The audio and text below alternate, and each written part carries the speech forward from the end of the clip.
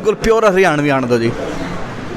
कि दुनिया का यो चाला देखा भीतरले में काला देखा, कि दुनिया का यो चाला देखा भीतरले में काला देखा, जो ओरा पे पत्थर फेंके उसका घर शीशे आड़ा देखा, और वो लिकड़ा से खून करनिया जो मोटी पैरे माला देखा, और जिसने बनाई दुनिया कमल उसके जी ने गाला देखा, दुनिया का यो चाला देखा भीतरले में काला देखा। शुक्रिया। बहुत का कार वहाँ देखो बनाया जाएगा, एक अदब का कार वहाँ देखो बनाया जाएगा, हर दिल में भाईचारे का एक गुल खिलाया जाएगा, और सब चलेंगे साथ तो फिर बात बन ही जाएगी, सब चलेंगे साथ तो फिर बात बन ही जाएगी, और अंधेरों में कोई दीपक जलाया जाएगा, और अंधेरों में कोई दीपक जलाया जाएगा।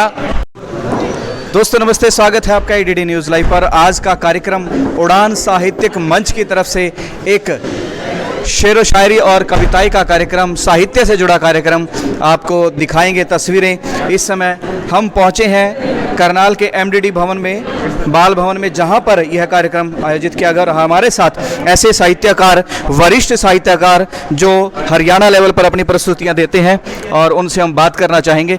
सर स्वागत है आपका ईडीडी न्यूज़ लाइव पर। सर कोई शेर ऐसा जो आपके मतलब जहन में बार बार घूमता है? जी सर। हाँ जी, मैं ओम प्रकाश उर्फत अपनी पसंद का एक ख़ास शेर आपके सामने पेश कर रहा हूँ।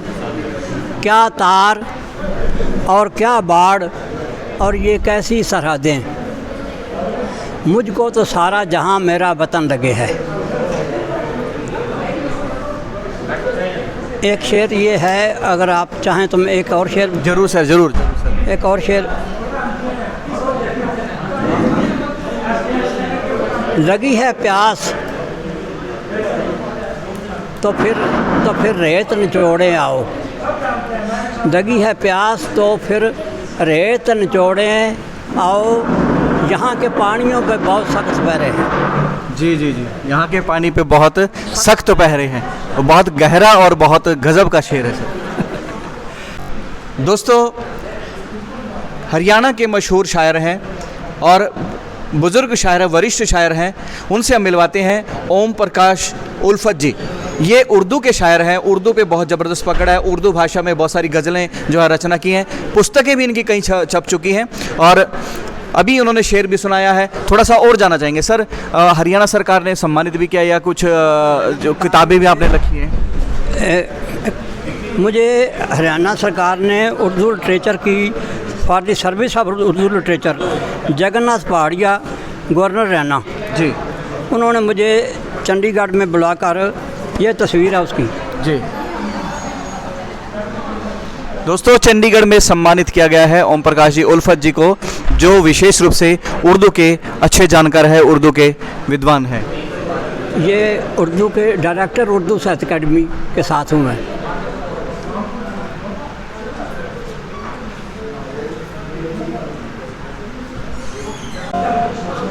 हमारे बीच इस कार्यक्रम के अंदर हमें मिले हैं हमारे मित्र कह सकते हैं, बड़े कह सकते हैं, आशीर्वाद इनका हमें मिलता रहता है कार्यक्रमों के अंदर। तो पानीपत से आते हैं, बल्कि अब तो फरीदाबाद चले गए, अब तो दूर गुड़गांव चले गए, बड़ी दूर चले गए, लेकिन आते रहते हैं कार्यक्रम में, और रुचि है उड़ान साहित्य मंच के माध्यम से जो है वो यहाँ पर पहुँचे हैं और कार्यक्रम में उन्होंने प्रस्तुति दी है। उनसे जानते हैं सर क्या कहना चाहेंगे, आज का कार्यक्रम आपको कैसा लगा? सर मुझे आज का कार्यक्रम बहुत अच्छा लगा, क्योंकि मैं कमलेश कुमार पालीवाल कमल के नाम से पानीपत में अंकन साहित्यिक मंच का मंच संयोजक हूं, लेकिन आज किसी वजह से हमारा कार्यक्रम कैंसिल हो गया, तो मुझे आज करनाल में 3 प्रोग्राम अटेंड करने की अनुमति मिली कि मैंने सुबह पहले फ़िल्म देखी गुलशन मदान जी की, और वहां से इस कार्यक्रम में आया हूं मन की उड़ान में, और इसके बाद मैं एक और म्यूजिकल कार्यक्रम देखूँगा। जी, साहित्य से बड़ा आनंद आता है, साहित्य के कार्यक्रम में। मैं पिछले 25 साल से अंकन साहित्यिक मंच से जुड़ा हुआ हूँ। मैं लेक्चरर मैथमेटिक्स का हूँ, एमए हिंदी हूँ, एमएससी मैथमेटिक्स हूँ, और मुझे हिंदी में और खेलते शब्दों के साथ है, शब्दों के साथ मैथमेटिक्स लेक्चरर होकर के शब्दों के साथ आप खेलते हैं। जी, किसी ने मुझे यूँ कहा आप मैथमेटिक्स के लेक्चरर हैं तो मैथमेटिक्स में कैसे कविता हो सकती है, तो मैंने यूँ कहा कि यदि हम खुशियों को प्लस कर लें, गमों को माइनस कर दें, और यदि हम खुशियों को मल्टीप्लाई कर दें और गमों से को भाग कर दे, बांट ले आपस में, तो हमारा ज़िंदगी का गणित बहुत सुंदर हो सकता है। बहुत बहुत धन्यवाद। दोस्तों, ये गणित की कविताई जो है आपने देखी, और मैं चाहूँगा कि आप इस वीडियो को शेयर कीजिएगा। और बड़ा सर, मुझे एक और बात याद आ रही है कि मेरे को किसी बंदे ने कहा कि अरे मैथमेटिक्स, इसकी तो मुझे स्पेलिंग ही नहीं याद होती। मैंने कहा इसकी स्पेलिंग याद करना बड़ा आसान है। MA आप भी सुनिए, MA बीच में दी और S से पहले TIC तो उसको मैथमेटिक्स स्पेलिंग ऐसी याद हो गई कि वो बाकी सारी स्पेलिंग्स भूल गया। बहुत बहुत धन्यवाद। धन्यवाद सर आपका। आप हमारे से मैम भी जुड़ रहे हैं हमारे साथ, उनसे भी हम बात करेंगे। उन्होंने बड़ा अच्छा कविता सुनाई है। मैम, स्वागत है आपका, और पहले अपना परिचय दीजिएगा और एक बार ये बताइएगा आपको कैसा लगा कार्यक्रम। धन्यवाद। मैं ADD जो चैनल है उसके माध्यम से जो बात बताने जा रही हूँ और उनका स्वागत करती हूँ इस मंच पे। मन की उड़ान जो मंच है, ये रामेश्वर जी ने और उनके साथियों ने मिलकर शुरू की है, और मेरा नाम गुरविंदर कौर चावला है। राष्ट्रीय पंजाबी महासभा की जिलाध्यक्ष हूँ करनाल से, और साथ ही साथ हरियाणा प्रदेश महिला कांग्रेस की सिटी प्रधान हूँ। और साथ ही साथ मेरे को साहित्य का, कविताएं लिखने का शौक़ बचपन से ही है। बहुत पहले 17 साल की उम्र में मैंने पहले एक पोइट्री लिखी थी।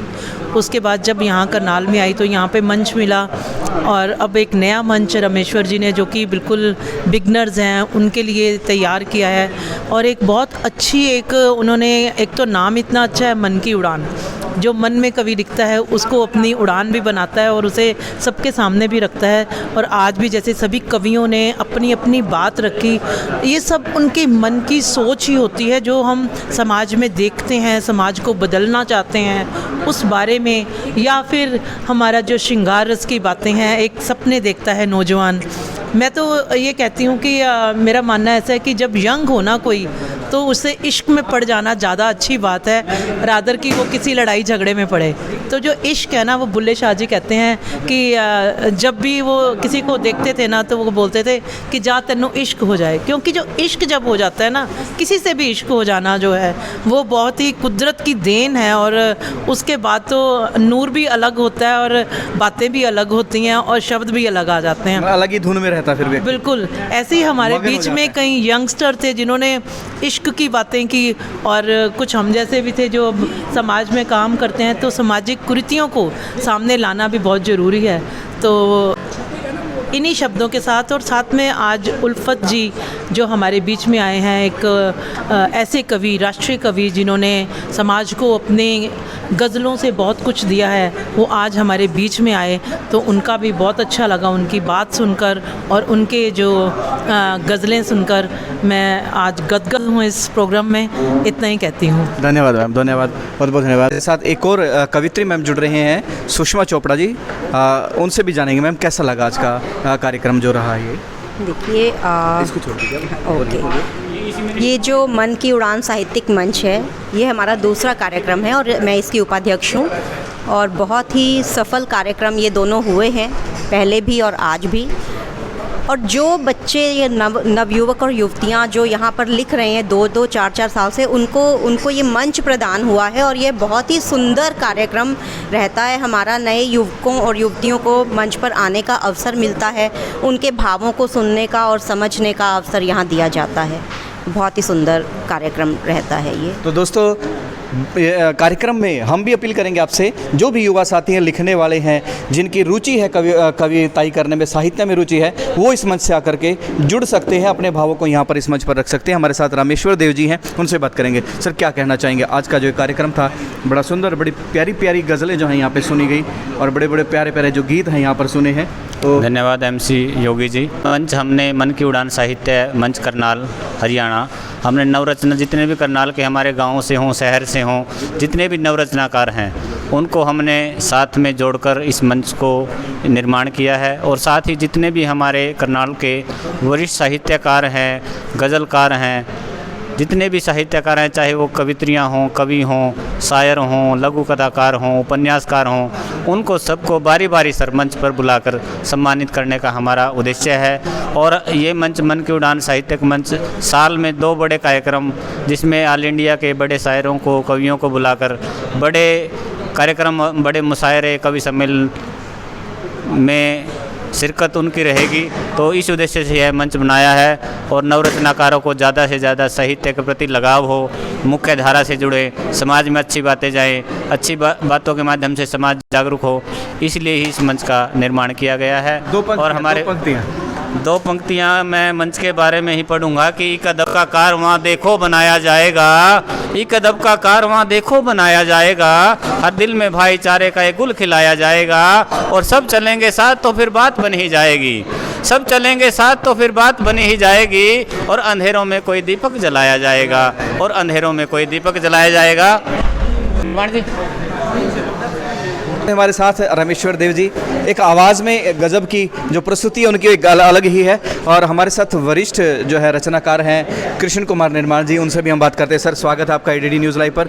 और आज का ये कार्यक्रम आपको कैसा लगा यहाँ पर? नहीं, निश्चित रूप से जो साहित्यिक कार्यक्रम होते हैं मानवीय संवेदनाएं जगाने का काम करते हैं, और दुनिया खूबसूरत ही इसलिए होती है जब संवेदनाएं होती हैं, और जिस दिन संवेदनाएं मर जाएंगी उसी दिन दुनिया भी बदसूरत हो जाएगी। और साहित्यिक कार्यक्रम वही कार्यक्रम करते हैं, वही संवेदना जगाने का काम करते हैं, इंसान को इंसान बनाने का काम करते हैं। वो कि शायर का शेर है कि कहीं पे धर्म बनते हैं, कहीं पे ईमान बनते हैं, हिंदू सिख ईसाई या मुसलमान बनते हैं, मगर ये वो महफिल है साकी जहाँ केवल और केवल इंसान बनते हैं। तो साहित्य का तो निश्चित रूप से तुंददा होती है। दो पंक्तियाँ देशी भी चाहेंगे आपसे, बिल्कुल प्योर हरियाणवी आने दो जी। कि दुनिया का यो चाड़ा देखा भीतरले में काला देखा, कि दुनिया का यो चाड़ा देखा भीतरले में काला देखा, जो ओरा पे पत्थर फेंके उसका घर शीशे आड़ा देखा, और वो लिकड़ा से खून करनिया जो मोटी पैरे माड़ा देखा, और जिसने बनाई दुनिया कमल उसके जीने गाड़ा देखा, दुनिया का यो चाड़ा देखा भीतरले में काला देखा। शुक्रिया, बहुत बहुत धन्यवाद सर। भीतरले में काला देखा। दोस्तों, जितने भी इस प्रकार की रुचि रखने वाले लोग हैं उनसे अपील रहेगी इस वीडियो को ज़्यादा से ज़्यादा शेयर कीजिएगा और मंच से ज़रूर जुड़िएगा।